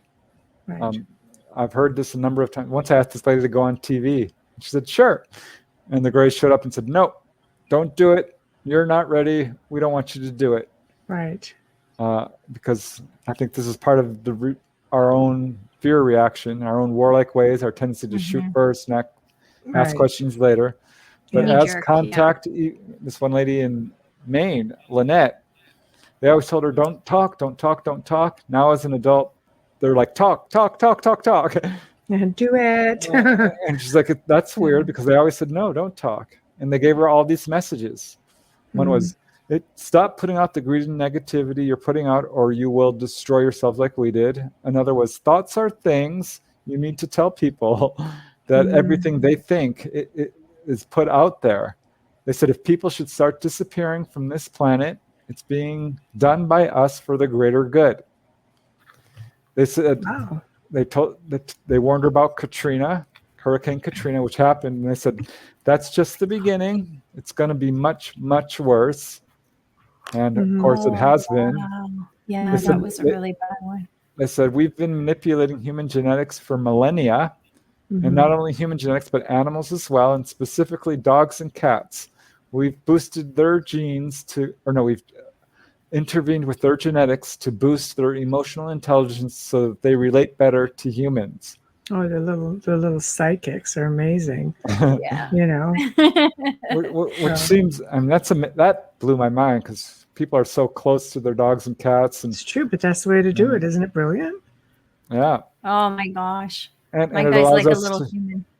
It allows us to relate to other species in a way that's very close and understanding and telepathic. So these people who are, you say, being taken, is this part of, or maybe all of, what we can attribute, let's say an event such as the missing 411, was that? Yeah. That? Perfect. I like it. Just throw that out there, Preston. Precisely, because there are a lot of cases. I have some myself where people. It's thin air. Like, boom, they're gone. Yeah. Yes. I mean, we've watched it happen. There's a case in Hobbs, New Mexico, where a family watched their father get sucked up inside a UFO. He was never returned. That happened to Frederick Valentic in Australia. He was on the radio with the control tower. This happened to Felix Moncla Jr. over Lake Superior. He's 22 years old, 19. He's a young man. right. And they vectored him to a UFO, the Air Force did. And his blip merged with the UFO, and boom, the UFO took off, and we've never seen Felix Moncla again. So what they say for the good of man, like, what is it about these specific individuals, say that 3 times, Michelle, what is it about these people in specific that would be a threat to mankind, that they would be randomly chosen that way? I don't think it's a threat. It's like, I believe they were probably taken and asked it, do you want to come back? And they said no. So they're just randomly taken just because then? I don't know if it's random or not. It's hard to say. I can't say that there's one case I did interview, which was in my book. Let's see, Onboard UFO Encounters. Yeah. Where there was a group of 7 friends. They were, 19, 20, 21, 22. And they would often go to the high desert. One of them owned a cabin, their parents, and they would just hang out there for weekends. And Paul was one of the guys. I know his full name. That is his real first name. He disappears. And they're like, oh my God, where's Paul? Where's Paul? And finally, they're about to send out a search party because it's getting late. And Paul shows up. He's like super excited. He's like, I saw a UFO. It was landed. There was, mostly human looking. They were bald and had large dark eyes, so maybe hybrids. Right. And he describes this incredible encounter that was very friendly. They took him on board. He said they were very nice. They showed him the craft. It was very clean, all white. They wore white jumpsuits. Said they're studying this area. Do you want to come with us? And he's like, huh. They said, if you do, you can't come back. And he said, well, no, I don't want to. And they said, okay, that's fine. But if you want to, we're going to be back here next year at this time, on this day. Wow. And so this is the story he told his friends. And they're like, oh my God, wow. Are you lying? And he's like, no, I'm totally serious. And I interviewed one of the friends. And long story short, a year goes by and Paul starts giving away his stuff. And he's gone. And his friends are like, oh my God, are you going? And he's like, I'm not sure. I'm going to drive out there and I'm going to check it out. And he does. He drives out there and doesn't come back. And so his friends drive out there with Paul's parents and find his car with the keys in it. They never found Paul. Paul is gone. They called the police. And the police are like, all right, what happened? And they said, well, this UFO landed. And that'd be hard. Wow. Yeah, but there was, 5 guys who all said the same thing. Parents were, of course, upset. It was a missing persons case, which was never solved. But I think we solved it. There's a lot of them. We have a question. We can just go back a little bit. Yeah. Wayne, thank you. Wayne asks, do the men in black still threaten people who have had encounters? Yeah, I think that does turn up. I have only 2 or 3 classic Men in Black cases. So it's hard for me to speak to that because I don't have a whole lot of information. I've certainly followed it. If you get photographs or if you're super vocal, there was a case in Texas, which I think, not that recent though. So it's hard to say whether it's still recent, but I would imagine, if you got hold of physical evidence that they might show up. But this guy in Texas was given a piece of metal by the ETs. They said it's a really interesting case. He had his last encounter. He recalled it under hypnosis. He didn't like his encounters. He was unhappy. Felt it was negative. But under hypnosis, recalls his last encounter. And this female gray walks up to him. She's like, "Hi, my name is Nelda." And she says, "I'm the highest ranking female on the ship. I'm the commander. And thank you for allowing us to work with you. We're done with you. Aren't you happy?" And he said, "No, I'm mad as hell." And she said, "What's mad? What's hell?" And he said, "Oh, okay." And explained what mad and hell was. And she said, "Oh, well, we have had some trouble understanding human emotions. You guys are so emotional." And she said, "Well, we'd like to give you this gift." And she showed him this shiny piece of metal. It was basically lead ore, galena. She said, we'll put it in your house, and you'll know it's from us. And it showed up on his dresser. And so he grabbed that piece of metal and was on his way to meet Constance Clear, who was his hypnotherapist, UFO researcher, and got run over by the Men in Black, run off the road by the Men in Black, who somehow knew, even though he didn't tell anybody, and took his UFO papers, took the piece of metal, and said, "Don't talk. If you talk, there'll be trouble." Yeah, there are lots of Men in Black cases. There are aliens, I think. There are government Men in Black who threaten people as well. Yes. I was going to say that. Yeah, the things that they can do, you can only assume that they are, alien. Oh my gosh, it's overwhelming when I think about it. Men in Black scare the crap out of me more than anything I've ever seen. Yeah, it's weird. They're driving around these black Cadillacs. They're walking around they look weird, they talk weird, they dress weird. They've got weird skin texture. Some of them are not from here, right? Like they just. Yeah, I don't think they're human like we would think of it. I don't either. No. They're just too far advanced, and they can pick up sound, and they show up out of like all the stories that you hear. They show up out of nowhere, or they're constantly watching, and then all of a sudden they're there. It's like, really, you have to have more than human ability to do something like that. You have to be magical in some way. It's weird. It's a weird aspect to the whole UFO phenomena. This field has layers and rabbit holes and mazes, and it's just, gosh, it's an enigma in so many different ways. Well, I'm so grateful you're out there researching and telling us all about it. I'm really grateful. I love having you on because I feel like I'm just learning all the time. I'm so fascinated by everything that comes out of you. I like it because it's also lighthearted. It's not the typical frightening things that you hear. Yeah, that's huge. You're right.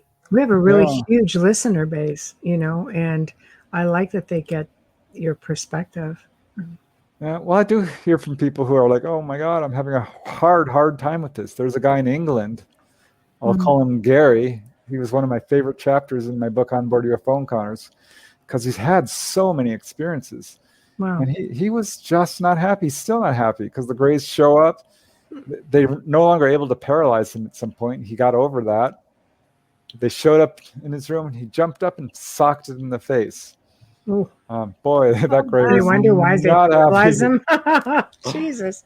Another he's hostile. he walked down into his living room. He had to go downstairs to go to the bathroom, and there was a Grey, and it knocked him out. Well, it happened again. He walked down the stairs, saw a Grey, and this time he ran up to it and choked it on the neck. He grabbed it by the neck and was choking it. And he's like, and he says his arm started windmilling. It's going back and forth and saying, "Get off me! Get off me! Get off me! Get off me!" telepathically. And he says he could feel its leathery skin. It was cool and leathery, and something comes up behind him and knocks him out. So he's had a lot of kind of scary experiences. But one time he was taken on board, and the Grey's like, "So, what do you want to do with your life?" Don't beat us up, please. And was just talking to him very nicely. And another time he wakes up on board, and there's two little Greys piloting the ship, and they're taking him home. And he's sitting there, or standing there rather, behind them, and just watching the view for like 10 minutes because he didn't want to say anything. And finally, he says, he's English, he says, "All right, lads," really loudly. And both the Greys panic. One jumps up and starts running in circles, waving its hands. No, this guy again. And he says to them, "Don't be afraid, I won't hurt you." Don't be afraid, I won't hurt you. Had to tell them 3 times before they stopped. Yeah, because I would imagine the first time that anyone has an encounter with them, that the fear is tremendous for one thing, and it's that fight or flight response, and you're not sure if you're actually seeing what you're seeing. So yeah, I can understand why people react the way they do. You only get socked in the head so many times before you get a little worried. Can you imagine how many times they get hit? It does happen, and they're somewhat frail. So this is why I think they do paralyze people. But Gary was laughing as he told me this because it was like the tables turned. They always tell him, "Don't be afraid, we won't hurt you." Well, this time he's telling them, "Don't be afraid, I won't hurt you." And they had a fear response. Wow. Because they couldn't paralyze him. They can't knock him out. But that's what I mean. Like, I think if you were more straightforward, I mean, it doesn't work for everybody. Let's face it. It doesn't work for everybody, It took me a while to relax at the whole thing, and it's like, okay, but I still don't appreciate the lurking around either. With that being said, I get that. I've been lying in bed sometimes thinking about like, how would I react, and suddenly it gets real. Like, what if I really saw a Grey? How would I? I did have an experience once where I woke up because I thought a cat was walking across my bed, but I don't have a cat. So that's a little bit alarming. Right? So I woke up and I'm lying on my side, and I'm like looking, I'm like, is that something standing next to my bed? Is that someone? But it was too thin to be a person. And I thought, there's some. And my heart went, there it is. My heart went bump, bump, bump, bump, bump, bump, bump, bump. My heart started beating really fast. Yeah. And whatever it was, I thought, it's kind of vague. I almost usually don't talk about it, but it ran around the corner and was gone, and I turned over and went back to bed. It is an unsettling feeling because I wasn't even asleep one night, and I opened my eyes. I'm trying to sleep, and I open my eyes and I look wide awake, and right there, so close I could touch it, and I just rolled over and went, nope. I'm good, thanks. After that, I was out cold, so I don't know if I went, if I didn't go. It didn't make a difference. You have to knock me out. Yeah, that was it for me. Just roll over and nope, face in my pillow, go to sleep, and hope that it just goes smooth. So we'll send him my way. Feel free. Were you listening? See, Preston's got an invitation. So yeah, I'm much more relaxed about it now. But it's just like, my gosh, it's just, sometimes it's just noisy. You're just trying to do some work. I do a lot of research myself. There's a lot banging around behind you, wanting to see what you're doing, and you're just sitting there like, all right. But they do lead me to what it is they want me to see, what they want me to research and touch on. It's sort of funny how that happens. I truly think they are benevolent. I mean, there was one guy who had suicidal ideations. He was going to commit suicide. Aww. He went out to the desert and had the gun and cocked it and pointed it to his head, and a gray showed up. Oh, and the gray's like, no, you're not doing that. Wow. And that's not the only case I have of that. Yeah. Intervention. That they intervene like that. So if somebody out of the blue just steps outside and tries to contact them and says, I need help with my health, will you help me? Have you heard cases where they never had contact and all of a sudden went out there and everything they could because they're at their wits' end and they've come and healed them? Yep. A lady was suffering total renal failure. She hadn't gone to the bathroom for like 2-3 days. Finally, she goes to the doctor, and the doctor is horrified. He's like, oh, my God, you have complete renal failure. You need to go to the emergency room right now. And she went home to tell her family, like, I'm going to have to go to the hospital. I'm having renal failure. And she called up her work, pray for me. She called her friends, pray for me. Called her family, pray for me. And fell asleep, got knocked out. And wakes up, and there's these beings next to her bed, and they're doing something to her abdomen. She said it lasted a while. They were short, darkish skin, not your typical grays. And she woke up and went to the bathroom, called the doctor, and went to see him. And he's like, oh, my God, what happened? She says, I think angels came. So she told her family it was angels. That's cute. But then it was like 2 months later, she finds herself on board a craft. Presumably there was rounded walls and indirect lighting and so forth. She's on a table. They're showing her organs in full hologram above her. Wow. And they said, here's your kidneys. Don't they look good? You're healthy now. And she said, yeah, they look good. And they showed her liver. And there were all these black spots on it. And they said, see these black spots? And she said, yeah. They said, you need to stop drinking Diet Coke. It's damaging your liver. Wow. So we're not fixing it for you. We want you to change the habit. Yeah, I mean, essentially. Yeah, they told another guy, stop smoking marijuana. They told him, this is not the life we had planned for you. Wow. I thought, wait, what? You planned this guy's life? Okay. It makes total sense, though, how they told her about the Diet Coke, because she could change that on her own. And like you were saying earlier, they can't do everything for you. There's some things you have to do where they intervene with her kidneys, because that was not something that even medical would have been able to do, that she would have needed a transplant to survive.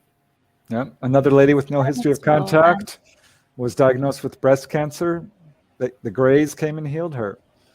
One lady did have a lifetime of contact. The Greys came and said, you need to stop eating fatty foods. Boy, was she mad. She said, I don't like being called fat by these Greys. Rather this big. Right. But yeah, they dispense, dietary advice and living style advice. Jim Sparks, a contactee, was taken on board, and the Greys handed him this gift. They said, "This is our gift to you." And it was a container filled with this black, foul-smelling goo. And he's like, "Ew, what's this?" Yeah. Like some gift, right? And they said, "Well, we pulled this out of your lungs. You need to stop smoking." Oh my gosh. Wow. That includes cigars. I'm just saying for a friend who's in the audience. I don't know. I think anything can be done in moderation. He was a heavy smoker. Yeah. Right. And another case just like that. Same thing. The only difference was the shape of the container. They said, "This is our gift to you." Black goo. Well, it's a good reminder, right? They probably pulled them out right before something serious happened because they still needed them there. Yeah, I've talked to a number of people who've had this happen to them, and they will be like on their way to the doctor for surgery, and that's when the ETs will show up. It's like this weird last minute thing. They're like, "All right, fine. Well, surgeries must be pretty primitive compared to their technology too, right? Yeah, though they do use similar techniques. They do use surgery. Wow. One lady was cured of cancer. She's from Canada, and had very severe cancer. It spread from her pancreas all through her body. She turned orange. They said, "Okay, she's going to die. Call for last rites." And she was sent home because she didn't want to die in the hospital. And heard her voice being called and crawled to the car and drove out of town. And ETs came and pulled her on board. And they said, "We are healing you because we were requested to do so." Turns out she has a friend who's a contactee. And apparently this friend asked them to heal her. And she said it was a very painful operation, and it took a while. And they did surgery, and they did all kinds of lights and instruments. And they said, "Don't take any pills that the doctors give you. Just drink water, and you'll be fine." And the doctors couldn't believe it. She recovered. She rallied. She got better. So what do you think they make of this pandemic that we're in? How do you think they're handling? Because this is a worldwide thing, you know? Yeah, well, they have to be aware of it. Yeah. I didn't talk to one guy, but one guy told me briefly over the internet that he was healed of the, Right. Yeah, the COVID, it's okay. Yeah. They're not as anal about it now as they used to be. So yeah, they're not. So they cured him. Yeah, they cured him. So I imagine, and I do have, in my book on UFO healings, about 10 to 12 cases of people cured of flus and flu-like illnesses. So I think they have to be aware of it. People ask me, did they cause it? I'm like, well, no, there's no evidence of that. No. I imagine there's a number of people who have been cured. I don't know. I would really like to know what they think of it and all the conspiracy theories surrounding it. Because I'm certainly curious. That's a whole other show, and they might pop us off the air if I get going. We'll be able to talk about that. Yeah, Dolly says they are not happy, and I tend to agree with her, especially if you're an abductee or contactee experiencer. I don't think they would want something that is deemed man-made to be interfering with humanity, but let alone their contactees or their abductees, people they're working on, that they're working hard with. Yeah, I agree. There's a lot of misinformation with the UFO phenomena, with a lot of these subjects. Yeah. And this is another reason. Yeah, this is why I don't trust our leaders. I hate to say it, but they've got a long history of not doing the right thing. I agree. I don't think they have our best interests in mind. No, this is just going to be another thing. I think, contact ETs, they're going to instill fear. They're going to raise false flags. Just one more thing to make us fearful. So what people need to do, I think, is reach out to the ETs, educate yourself. If you're having contact, look at it as objectively as possible. Right. Are they actually hurting you? Right. Why are you so scared? What is it about your experiences that is actually scaring you? What has actually happened to you? Right. Raise your awareness as much as you can. This is what they're trying to do. Meditate. All the spiritual masters, that's the one thing they agree upon. That's in every religion. Meditate. You will raise your awareness. You will become aware of life after death. You will learn how to do astral travel. You can do telepathy. You can realize that we are all one and that love is the answer. This is what going to give you back your power, what we really are. Betty Andreasen, she's super famous. Yes. As a contactee. Quasga, her gray main contact, said, "Love is the answer for humankind." That's a direct quote from a gray. Wow. So there you go, people who are fearful. Yeah, don't tell me they're demonic. Because I have a long list of reasons why they're not. I studied demonology because of this. I'm like, hold on a second. That's a different, separate phenomena. It is. Involving, a inhuman evil spirits. Very different. And there are evil people. There's probably some ETs out there who might not have your best interests in mind as well. It's a big universe. Hey, good people, bad people, good ET, bad ET, balance, right? I'm pretty sure that they're far more advanced than we are. Oh, for sure. Any ET that has the ability to do space travel and reach other planets is probably spiritually evolved as well. Right. Just because one generally goes in hand with the other. If you're technologically advanced, the chances are that the only reason you survived technological advancement is because you're spiritually advanced as well. Otherwise, you're like us, technologically advanced and on the brink of destruction. Right. Self-destruction. Right. We are getting towards the end of the segment. It goes by so freaking fast. I have to book you again. Just saying. Yeah, that has to be a thing. So why don't you? This is a part of the show where you tell everybody what you have coming up and promote. Awesome. Yeah, thanks. Thanks for having me on the show. I really appreciate it. It is fun. You're going to be a frequent flyer. When we see you in the calendar, we're like, Preston's on. Hey. I know. I feel the same way. It's so much fun talking with you guys. Thank you. But I do have a website. Just use the search engine on my name. It should take you there. Got my books on Amazon. I've got a YouTube channel. So I'm putting out my research there. I'm on Facebook and Twitter.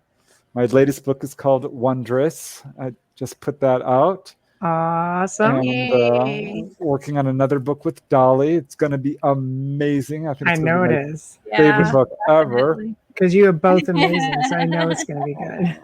And this is an important subject. You may be skeptical of it. You may not think it affects you, but it does. It has a profound effect. We're going to have open official contact. We're going to have disclosure. It's coming. Yeah. I think that it's just a matter of time. Can't say when, but I'm hoping it's soon. Yeah, right there. I just wanted to, if I could just quickly read. Stockman said, "Awesome show tonight. Thank you for joining us, Preston. Please come back. Have a good night and a fantastic weekend." Wayne Mallow says, "Yes, please book him again. Thank you, Preston. I appreciate you coming in and sharing so many amazing things. You're so well loved, honestly. We adore you." You are. So I will be in touch, and we're booking into the new year now, but we will get you back on, and by then, hopefully, your book with Dolly will be out, on the shelves also. Yep, it should be. Excellent. Well, thank you for joining us, and always a pleasure, and I will be in touch. Awesome. Thanks. Thanks, Preston. Take care of yourself out there in that heat. Thank you. Hydrate. That's right. I've got my water right here. Perfect. Bloody hot. Well, I've got to sign us off now. So we have come to the end of another fantastic segment here on the Outer Realm. Huge thank you to everybody in chat. Wow, thank you. Big thank you, of course, to Preston, who's just awesome as always. Big thank you to Joe Montaldo for manning the fort behind the scenes. Always the biggest thank you to Folgers Coffee for sponsoring us. We love them so much. and we appreciate you so much.